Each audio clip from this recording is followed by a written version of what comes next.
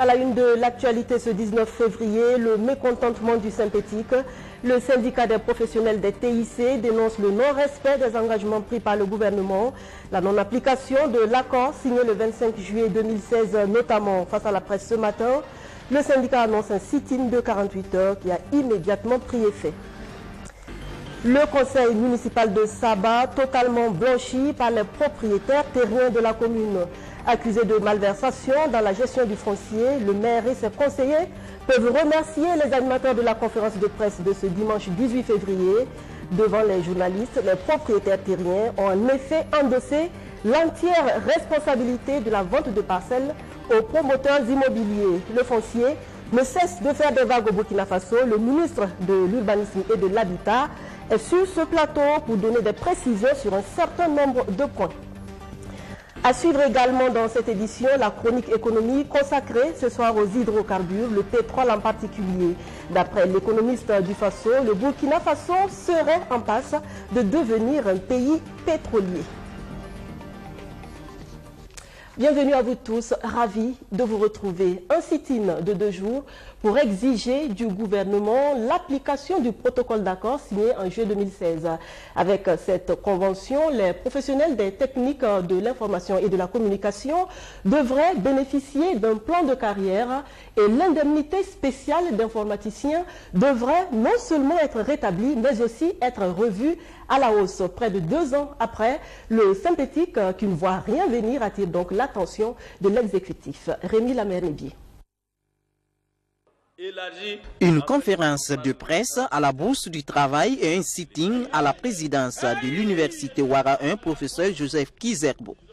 Le synthétique, le syndicat des professionnels des technologies, de l'information et de la communication, boxe sur 2 fronts pour obtenir l'application de son protocole d'accord signé avec le gouvernement depuis juillet 2016.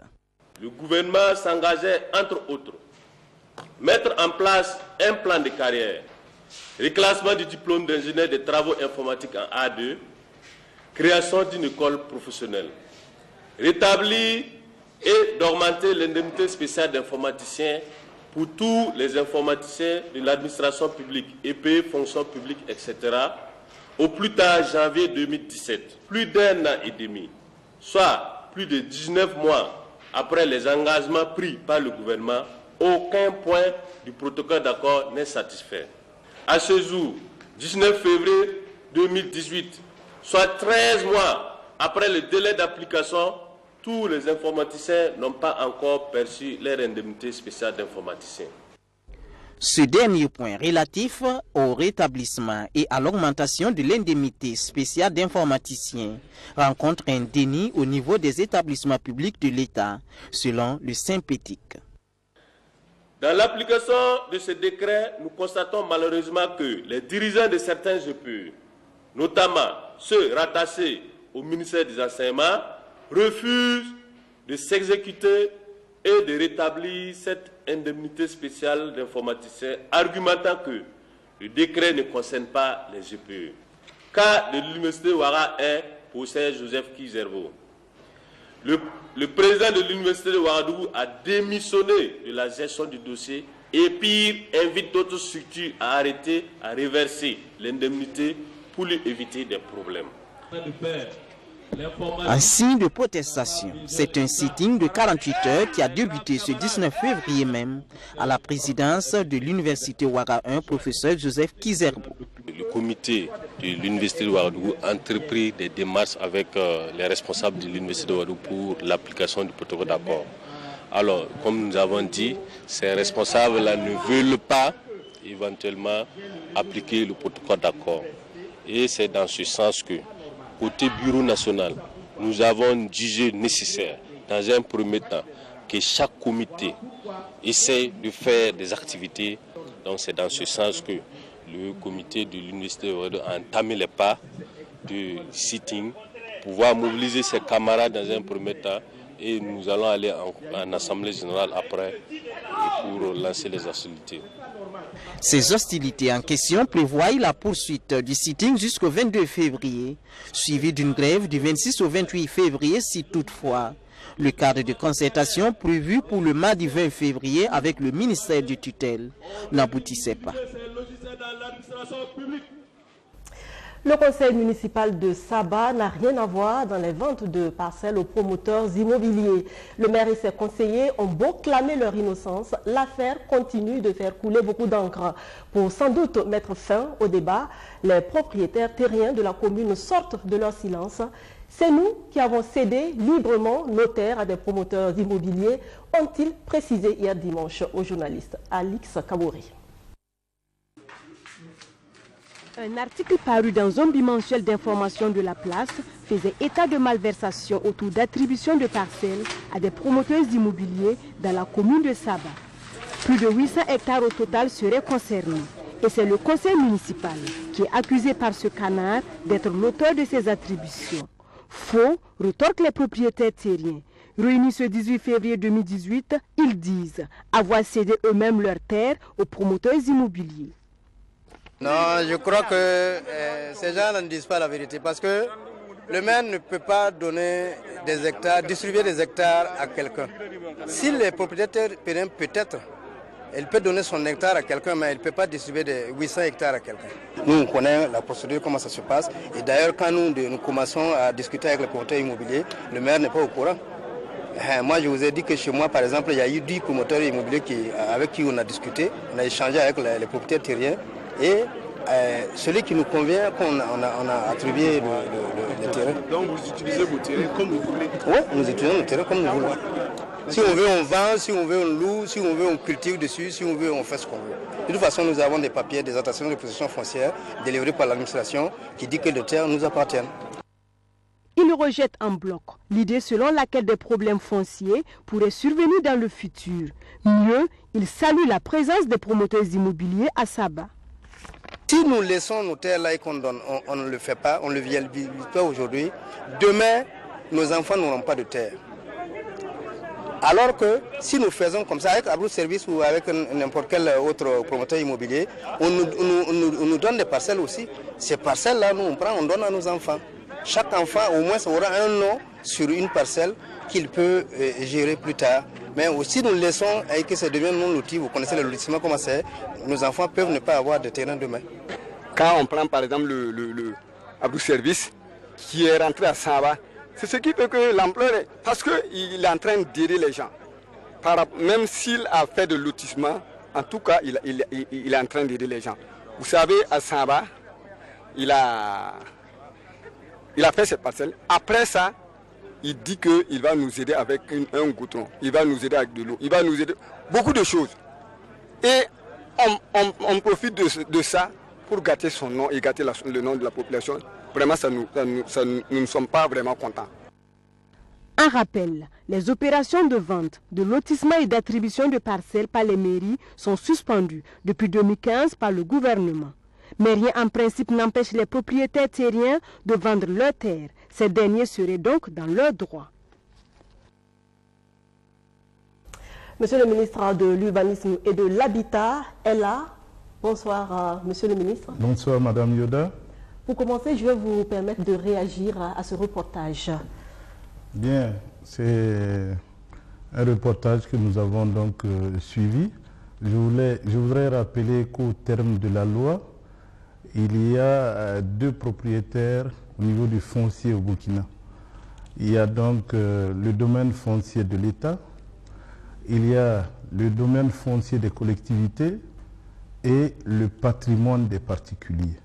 Et depuis 2009, la loi sur le foncier rural permet aux propriétaires terrains, sur la base de l'établissement d'attestation de promotion de possession foncière, de disposer d'un minimum de documents juridiques leur permettant de faire donc certaines transactions. Je crois que donc, les propriétaires de Saba sont dans leurs droits. C'est une commune rurale.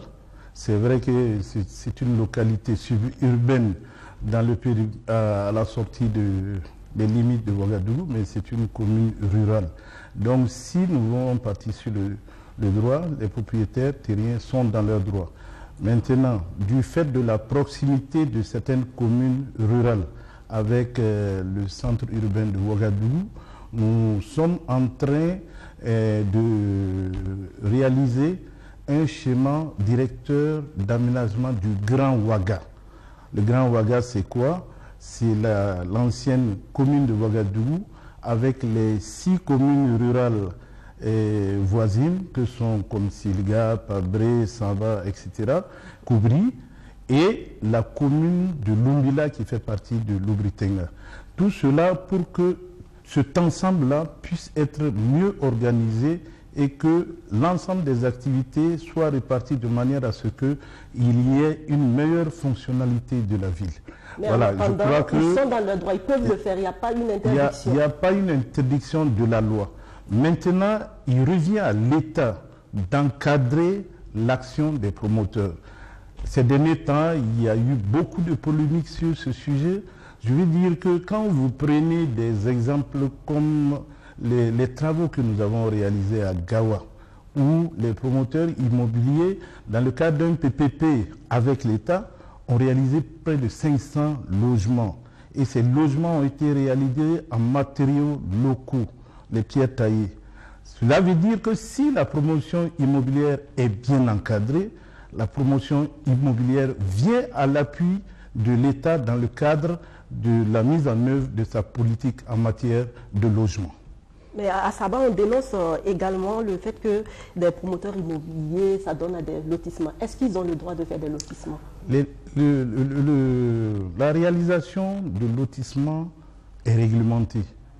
Il y a la demande qui est introduite, elle suit une certaine procédure. Il y a d'abord le conseil municipal, les services techniques, et ce n'est que le ministre en charge de l'administration du territoire et le ministre en charge de l'urbanisme qui délivre une autorisation de lotissement.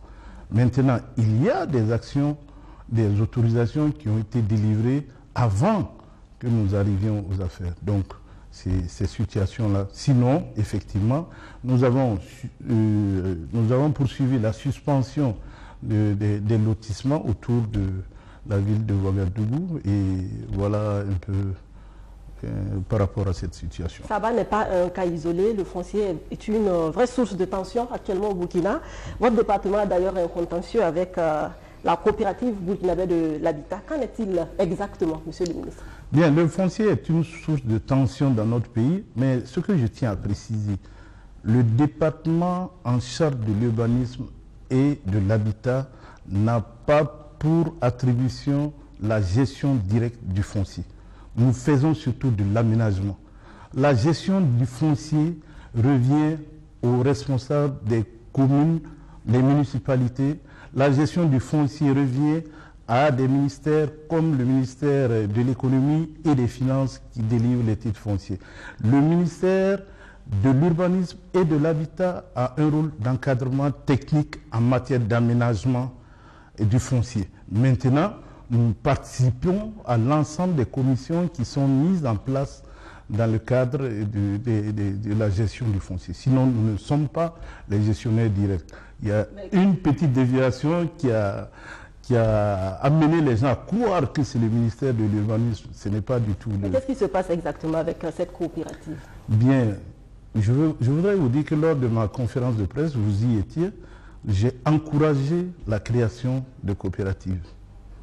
Parce que c'est une forme de promotion immobilière qui permet à une certaine catégorie de population à revenus faibles d'accéder au logement.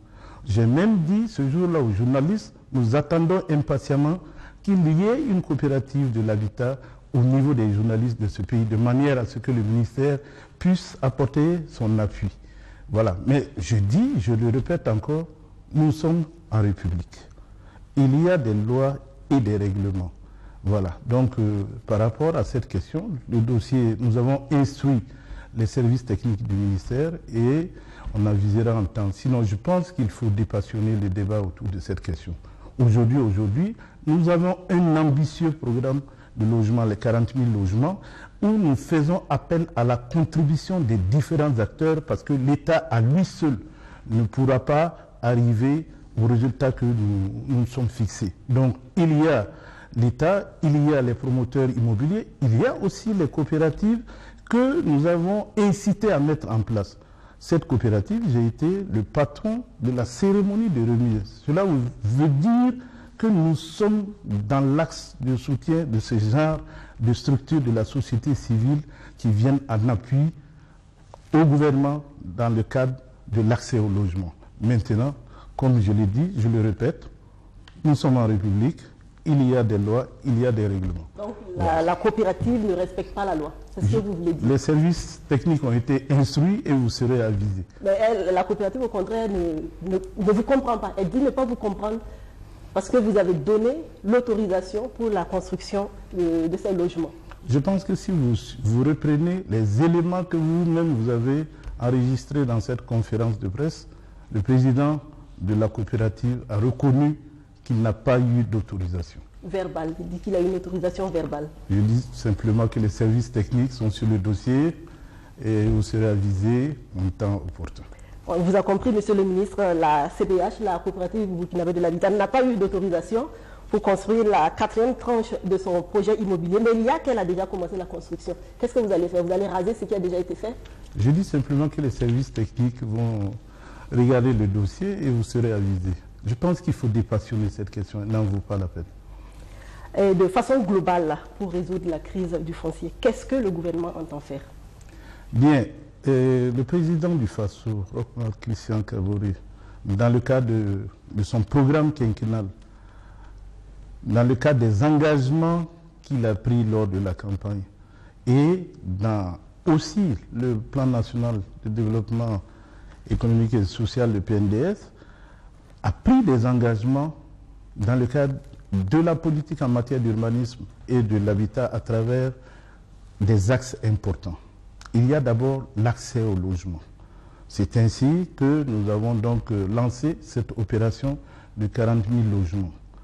Il y a l'accès au logement et il y a le traitement des zones d'habitat spontané qu'on appelle couramment les zones non loties. Ce n'est pas des zones qui ont été créées en 2016, c'est des zones qui existent depuis longtemps. C'est des zones que vous retrouvez dans pratiquement toutes nos capitales en Afrique, dans le monde. Au Brésil, ce sont les favelas, etc., etc. Mais il faut reconnaître au président Roch-Marc Christian Kaboré le courage politique d'avoir décidé d'affronter cette épineuse question parce que tout simplement, je prends une ville comme Ouagadougou.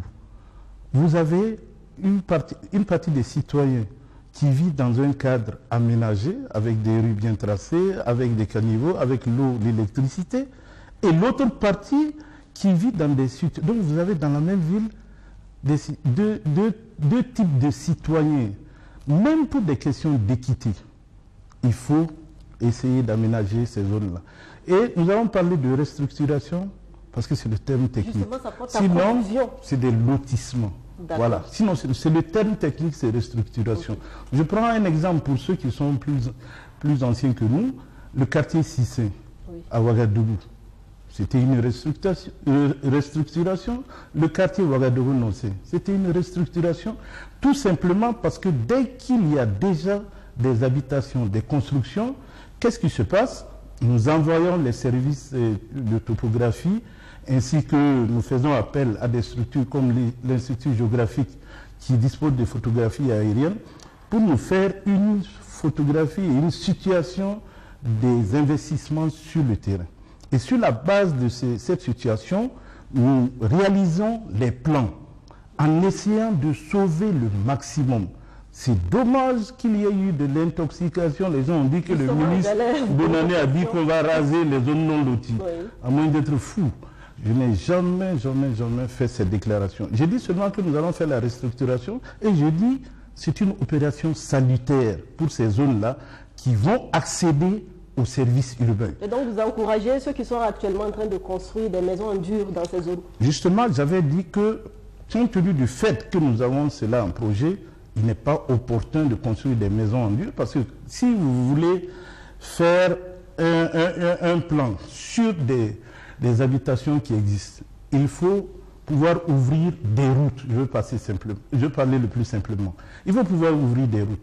Il faut pouvoir prévoir des espaces pour construire des écoles. Il faut pouvoir prévoir des espaces pour la santé. Il faut pouvoir prévoir des espaces pour les marchés, les aires de jeu. Mais naturellement, vous ne pouvez pas, dans une zone aussi densément bâtie, ne pas avoir à retrouver certaines habitations dans ces zones-là.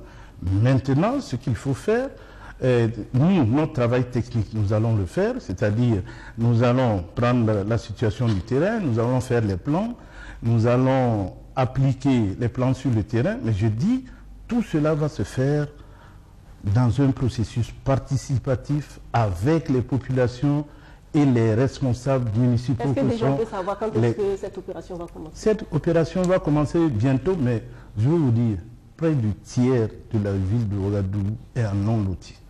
À Bobo-Dioulasso, vous avez des non-lotis. À Déboubou, vous avez des non-lotis. À Fada, vous avez des non-lotis. Donc vous allez mettre un non-loti. Non, nous allons entamer le processus de restructuration de tous ces quartiers-là, de manière à ce que progressivement, tous ces quartiers-là, les habitants aient accès à des routes bien faites, aient accès à l'eau, à l'électricité. On peut s'attendre à ça d'ici la fin du mandat du président Kabourin? D'ici la fin du mandat, un grand travail sera fait, mais je vous dis que vous regardez un peu, c'est un travail immense. Mais ce que je voudrais demander surtout dans le cadre de cette opération, c'est la participation et la collaboration des populations.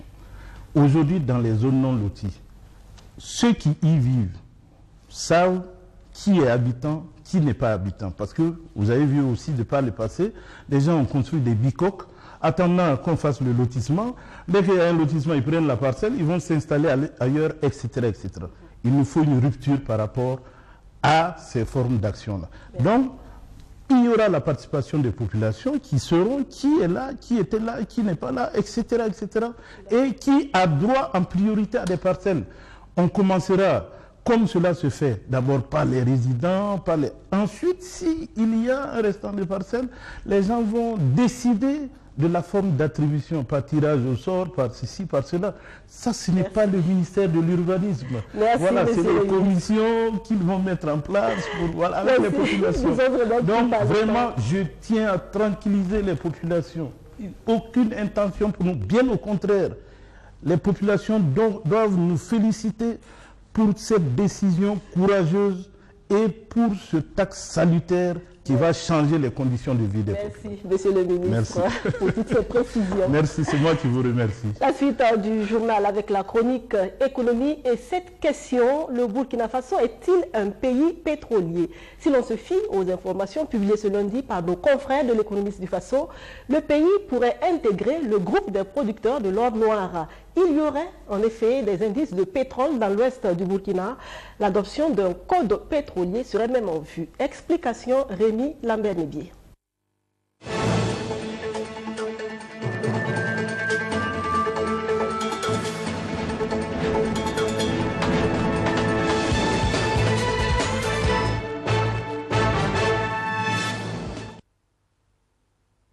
L'Ouest, bientôt une région pétrolière du Burkina Faso. Cette phrase est aussi bien sous forme interrogative qu'affirmative. Des lieux d'espoir existeraient selon l'économiste du Faso, qui indique que des indices d'hydrocarbures ont été détectés dans cette partie du pays. Mais il se trouve que la recherche aussi a trouvé des indices, c'est-à-dire qu'il y a des traces de pétrole au niveau du sous-sol burkinabé. Et nous pensons que c'est logique, puisque le Burkina est situé entre deux pays pétroliers. Nous avons au sud le Ghana et la Côte d'Ivoire qui exploitent déjà leur pétrole. Nous avons au nord le Mali. Et au Mali, ils ont 3 bassins pétroliers, dont un bassin se trouve dans la région de Mopti. Et le Burkina qui se situe en tout cas entre ces deux pays-là, je dois sans dire que le pétrole ne peut pas enjamber le Burkina pour se retrouver au Mali.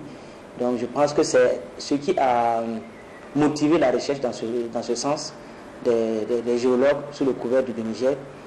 Selon cet hebdomadaire, c'est la même hypothèse qui a conduit à la recherche et à la découverte des mines d'or dans le nord du pays.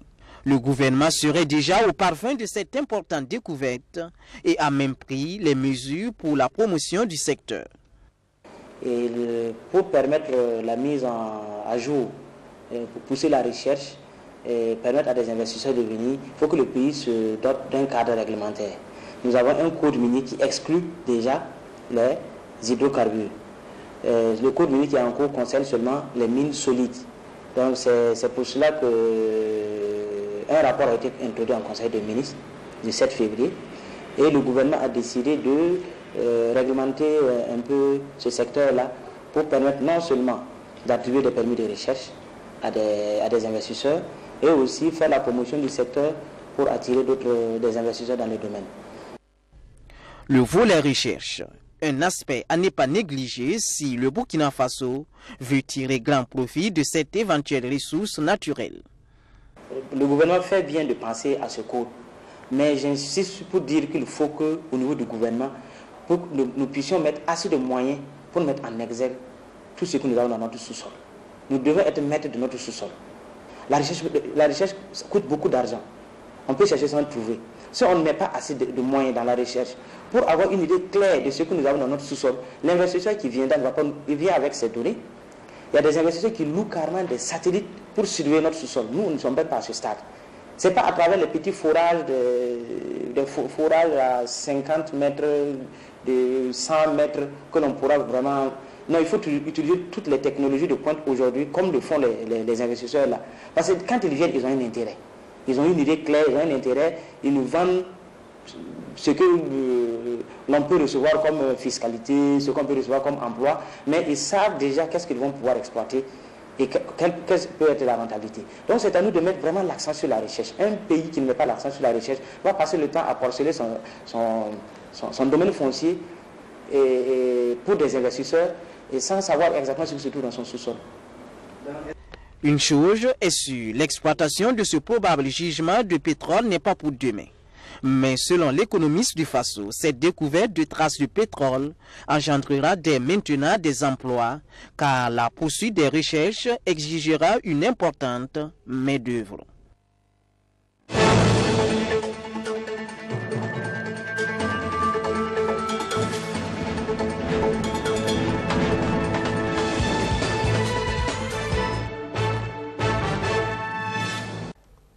Prospecter dans le domaine du pétrole, mais trouver aussi une solution au problème du coton. L'or blanc, qui fut pendant longtemps le premier produit d'exportation du Burkina, est en souffrance. Sous l'impulsion de l'Union nationale des producteurs de coton du Burkina, les acteurs de la filière ont partagé leurs appréhensions avec les hommes de médias vendredi dernier à Bobo Dioulasso. Arsène Konditambe. 16 février, salle de conférence pleine au siège de l'Union nationale des producteurs de coton du Burkina. Le jeu en vaut la chandelle. La fêtière des cotonculteurs donne sa position sur les récents remous au sein de la filière. La polémique enfle sur le retour du coton conventionnel après quelques années de culture du coton génétiquement modifié. S'il y a un choix à faire, l'Union préfère le coton génétiquement modifié au vu des avantages qu'il offre. Mais problème, il est difficile de trouver preneur à ce coton en raison de la taille de ses fibres, jugées trop courtes. Vu qu'il est difficile à vendre sur le marché international, l'UNPCB approuve sa suspension en attendant qu'une autre variété de coton génétiquement modifié soit mise à leur disposition. Pour des forums, l'information a été donnée à tout le monde. Pourquoi on doit aller au conventionnel? Parce que nous n'allons pas à vendre notre coton au niveau du marché mondial. Nous-mêmes, nous savons qu'après t'as le coton, tu vends bien, ils nous donnent un prix d'achat complémentaire. Ça fait 2 à 3 ans que les sociétés ne n'ont pas à nous donner cet argent-là, parce que le coton ne se vend pas bien. Donc par conséquent, il était dans l'obligation de suspendre d'abord la production de coton logien avant de trouver une encoche et le coton CDM qui est vraiment le meilleur que nous pouvons produire sans problème de vente. Autre aspect sur lequel est revenu l'Union, le faible rendement de coton au niveau national. Certains producteurs pointent du doigt la qualité des intrants mis à leur disposition et reprochent à l'UNPCB de n'avoir pas mené des actions concrètes pour leur venir en aide. Les intrants qui ont fait le problème de polémique, qui ne peuvent plus donner ça, de nous donner de bonnes qualités. Parce que nous, on n'a pas contrôlé ces intrants. On ne peut pas dire que ce n'est pas bon, on ne peut pas dire que ce n'est pas bon. Mais nous, les producteurs, on dit à droite, ce n'est pas dire. Les producteurs, on connaît à travers du champ. Donc c'est pour ça que nous avons dit les produits qu'on fait l'économie, de ne plus déposer ça, de ne plus donner ça, de donner les entrants de la bonne qualité. L'Union affirme être en discussion avec les sociétés cotonnières afin de trouver une solution aux difficultés que rencontre la filière et invite ses membres à préparer sereinement la prochaine campagne. Les organismes génétiquement modifiés, le ministre en charge du commerce et de l'industrie n'en veut pas. Il l'a dit vendredi dernier aux opérateurs économiques des Hauts-Bassins. Aruna Kabouré effectuait sa première sortie officielle dans la zone 2 semaines après sa nomination. Arsène Konditamdi. Il est environ 11 heures lorsque le ministre en charge du commerce franchit le portail de la Chambre régionale de commerce et d'industrie des Hauts-Bassins. Il est accueilli par Lassine Diawara, le premier responsable des lieux. Puis s'ensuit une discussion entre les deux hommes. Après la concertation, le ministre rend visite au groupe d'action des femmes pour la relance économique du Oué. Un regroupement de femmes qui donne une seconde vie aux déchets plastiques et aux bouteilles. Ça fait plus d'1 an, on n'a plus, avec l'État que vous connaissez, parce que nos acheteurs sont en Europe. Donc on n'a plus de marché. Vraiment, je vais vous demander encore de remercier la Chambre de commerce de Diawara. Ça fait 2 ans, chaque année, ils nous donnent vraiment, c'est pour ces femmes. À 15 heures, c'est dans une salle comble que Aruna Kabouré rencontre les acteurs économiques des Hauts-Bassins. Pendant près de 4 heures, les échanges ont été sans langue de bois. Les anciennes usines sont en train de mourir, on ne fait rien, et on oublie carrément ces problèmes-là, on dit qu'on crée. Donc souvent les gens applaudissent lorsqu'il y a création d'une nouvelle usine, oubliant en même temps qu'il y a d'un côté la mort de plusieurs autres usines. Là, sur les réseaux sociaux, c'est l'installation de musique de Dr. Waga. Donc, aujourd'hui, on a parlé, beaucoup se sentent frustrés parce qu'on parle de matière première qui est dans la zone. Ici, je ne dis pas gros, mais dans la zone ici. Les gens sont en train de demander de revenir sur les OGM. Pardon, monsieur le ministre. Nous avons des problèmes déjà avec l'huile qui est faite avec la graine conventionnelle. On peut avoir 6 bidons d'huile par tonne. Avec les graines OGM, on n'a même pas 5 bidons par tonne. Sans faux fuyant, le ministre à son tour répond aux préoccupations de ses interlocuteurs. Je ne suis pas pour les OGM.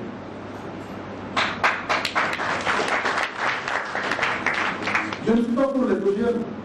Je n'ai jamais été pour les OGM. J'ai eu l'occasion de mieux comprendre que le produit que je peux porter, je n'ai pas pour le faire. Maintenant, on ne peut pas y appliquer.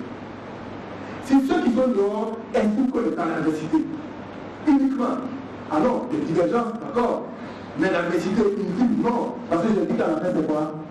Le bateau d'abord.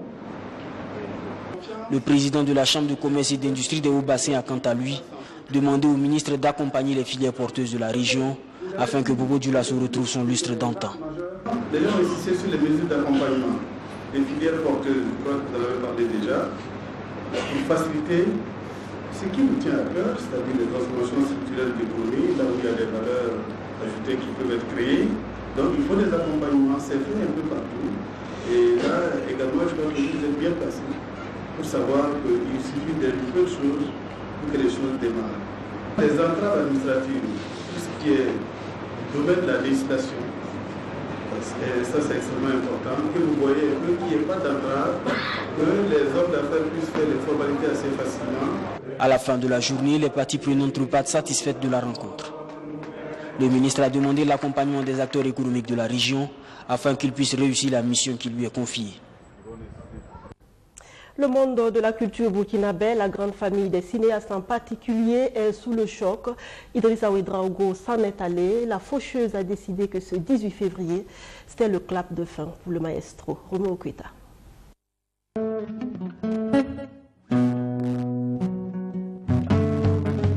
Ses collaborateurs l'appelaient affectueusement le maestro. C'était l'homme aux multiples casquettes, réalisateur, producteur, metteur en scène. Idrissa Ouedraogo a presque tout fait dans sa carrière de cinéaste. Une filmographie impressionnante avec une quarantaine de films à son actif.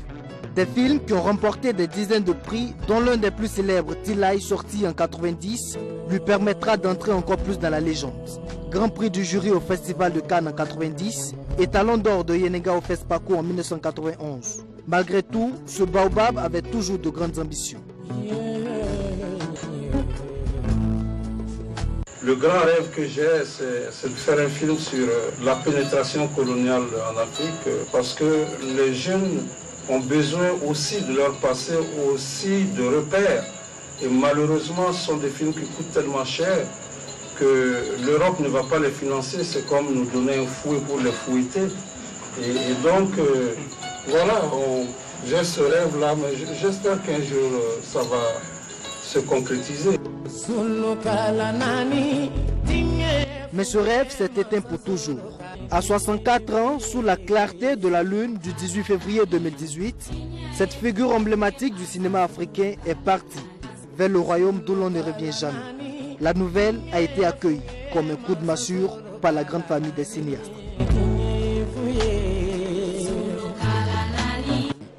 Et il m'avait vu avec un scénario qu'il voulait tourner pour le cinquantenaire.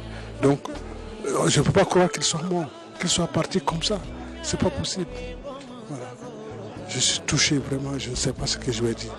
Hein? C'est une perte énorme, Mais il faut se dire que Idrissa Ouedraogo, il est parti. Mais son parcours artistique doit nous inspirer. La douleur et la tristesse, c'est le sentiment commun à ses proches et ses connaissances. Mais certains tournent déjà le regard vers l'avenir.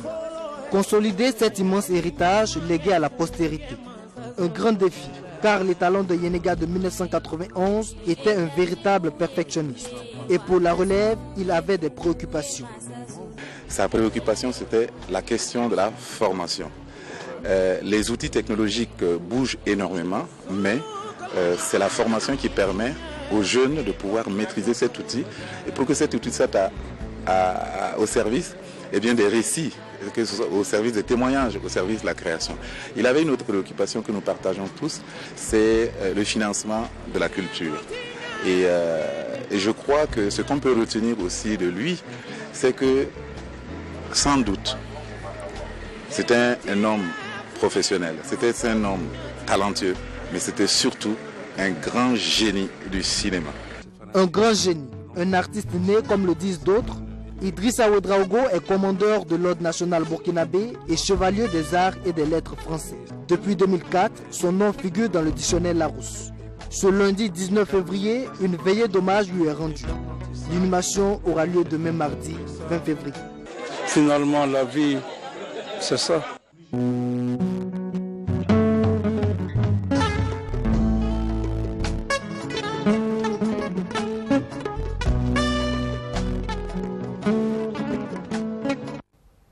La veillée d'hommage a lieu en ce moment même au Sénasa, demain mardi 20 février à 8h.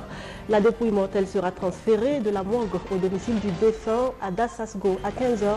Levée du corps suivi de l'inhumation au cimetière de Gunguin. C'est Sénèque qui avait raison, toute la vie n'est vraiment qu'un voyage vers la mort. Mais attention, ce n'est pas pour autant qu'il faut brader la vie, car même en solde, elle vaut la peine d'être vécue. Je vous remercie de votre attention et vous dis à demain.